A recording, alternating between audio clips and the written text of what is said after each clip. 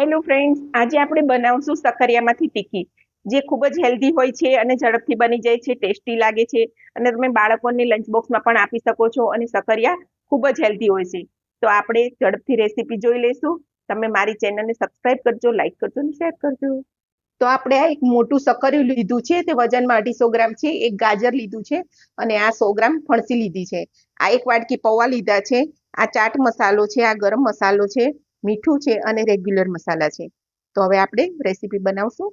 તો સૌ પ્રથમ પહેલા આપણે આ સકરિયાના ગોળ ગોળ પીસ કરી અને એને બાફી લેવાના છે. તો આપણે સકરિયાને બાફી લીધા છે. હવે આપણે એની છાલ કાઢી લેશું. તો આ રીતે એની છાલ કાઢી અને બધા સકરિયા આપણે તૈયાર કરી લેવાના છે. તો આપણે આ ગાજરને છીણી લીધું છે. આ ફણસી પણ ઝીણી કાપી લીધી છે.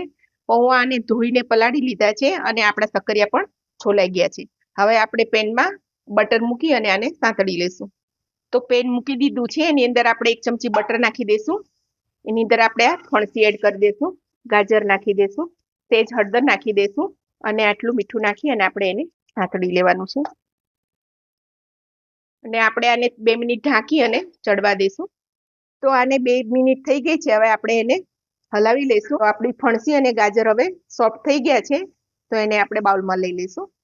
સકરિયાનો ભૂકો કરી લીધો છે. હવે એની અંદર આપણે આ એડ કરી દઈશું. તો એની અંદર મસાલા કરી દઈશું. આપણે આ ગરમ મસાલો લીધો છે, આ લીલા ધાણા ધોઈને લઈ લીધા છે, આ ચાટ મસાલો છે અને આ થોડું લાલ મરચું નાખશું, થોડું આ ધાણા જીરું એડ કરશું.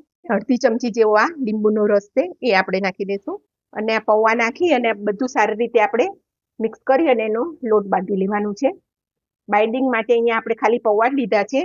તમારે કોઈ બ્રેડ કે એનો ઉપયોગ કરવો હોય તો તમે કરી શકો છો.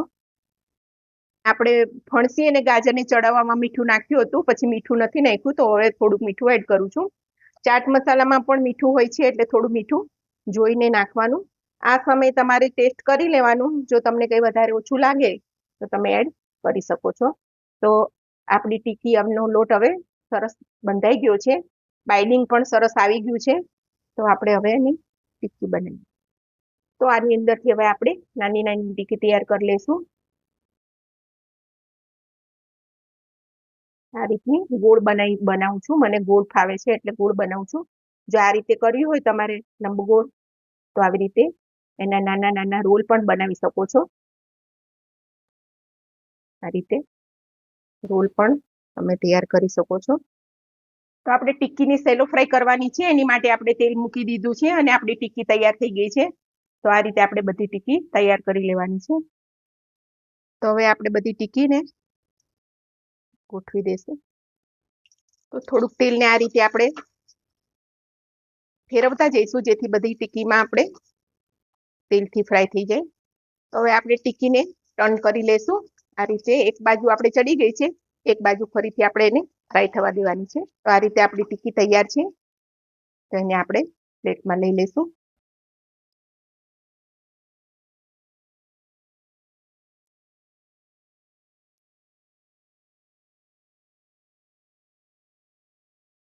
તો આપણી સકરિયાની ટિક્કી તૈયાર છે. ખૂબ જ હેલ્ધી છે. બાળકો આમ સકરિયા નથી ખાતા, પણ આ રીતે આપણે બનાવશું તો સકરિયા પણ ભાવશે. તો આ રેસીપી તમે જરૂરથી ટ્રાય કરજો. મારી ચેનલને સબસ્ક્રાઇબ કરજો, લાઈક કરજો અને શેર કરજો.